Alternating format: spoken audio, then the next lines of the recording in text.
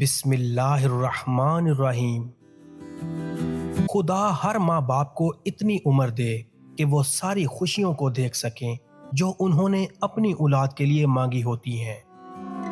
بوڑھی بیوی اور پرانی بیل گاڑی ہمیشہ مالک کی ہڈیاں کھاتی ہیں۔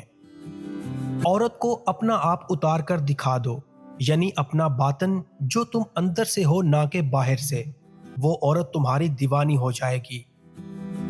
دولت عورت کے پیچھے آتی ہے، فاختہ کا پر عورت کے پلو سے باندھ دو، دولت پیچھے پیچھے آئے گی۔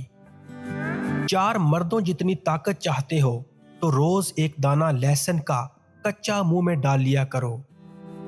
جب کوئی بندہ کسی عورت پر بری نیت سے نظر ڈالتا ہے تو اپنے دل میں اس سے زنا کر چکا ہوتا ہے۔ عورت سے بے نیاز ہو کر زندگی بسر کرنا ایک نامعاف کرنے والا جرم ہے۔ مائیں بدکاروں سے بھی نہیں روٹھتی اور بیویاں پیغمبروں کی بھی روٹھ جاتی ہیں۔ جلد دولت مند ہونا چاہتے ہو تو بیوی کے دائیں ہاتھ کی چھوٹی انگلی کا ناخن کاٹ کر اپنے ناخن کے اندر دبا کر سو جاؤ، پھر دولت کو آتا دیکھو۔ جب تک کوئی بات تیرے منہ میں ہے وہ تیری غلام ہے، جب زبان سے نکلے گی تو پھر تو اس کا غلام ہے۔ دنیا میں تمہارے نفس سے زیادہ کوئی ایسا سرکش جانور نہیں جو سخت ترین لگام کے لائق ہو۔ محبت ایک ایسی چیز ہے جو کسی تاج و تخت یا دولت مند انسان کی پرواہ نہیں کرتی، وہ ان تمام چیزوں سے آزاد چیز ہے۔ روٹی کھانے کے بعد نیند آنا شروع ہو جائے تو سمجھ جائیے کہ یہ علامت کالے جادو کی ہے۔ اس عورت سے شادی کرو جس عورت کے نیچے والے ہونٹ پر موٹا تل دیکھو، وہ عورت تمہیں دولت مند اور بادشاہ بنا دے گی۔ اس بندے میں کوئی اچھائی نہیں جس کو تعلیم حاصل کرنے کا کوئی شوق نہیں۔ جس بندے کو شہوت فتنے میں ڈالے اس کو چاہیے کہ فوراً نکاح کر لے۔ دنیا کا ہر تعلق ایک غلامی ہے، آپ جتنے زیادہ تنہا ہیں اتنے ہی زیادہ آزاد ہیں۔ ہر مرد کی بیوی اس کے لیے ہیرے کی طرح ہے اور دوسری عورتیں لوہا، تو پھر وہ شخص عقل مند کیسے ہو سکتا ہے جو ہیرے کو چھوڑ کر لوہے کے پیچھے بھاگے؟ آج کل کے دور میں مرد کی محبت حاصل کرنے کے لیے عورت کا عقل مند ہونا ضروری نہیں بلکہ خوبصورت ہونا ضروری ہے۔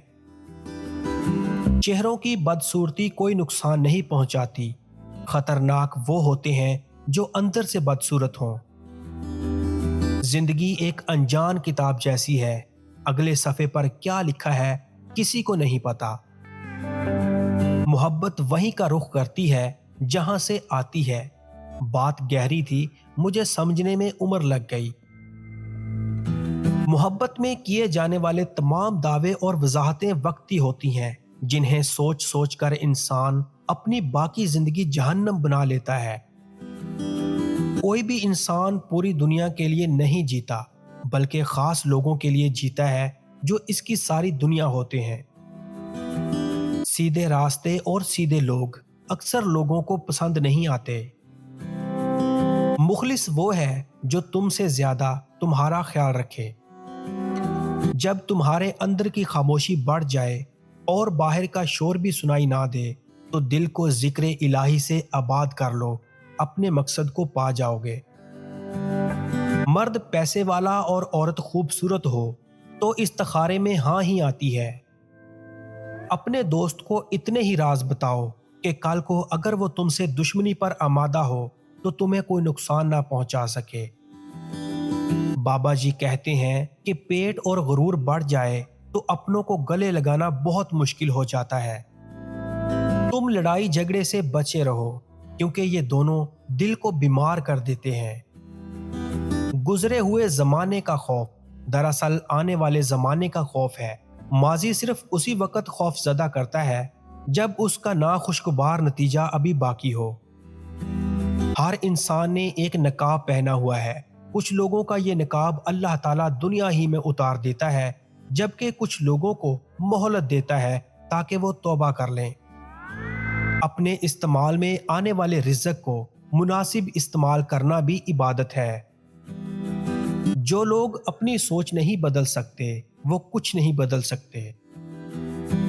اپنے ہاتھوں کو قابو میں رکھو، عزت کے قابل ہو جاؤ گے۔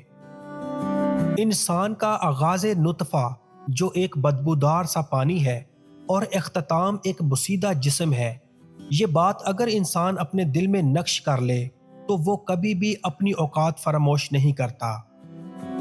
شادی ناکام کسی بھی وجہ سے ہو، کامیاب اکثر عورت کی وجہ سے ہوتی ہے۔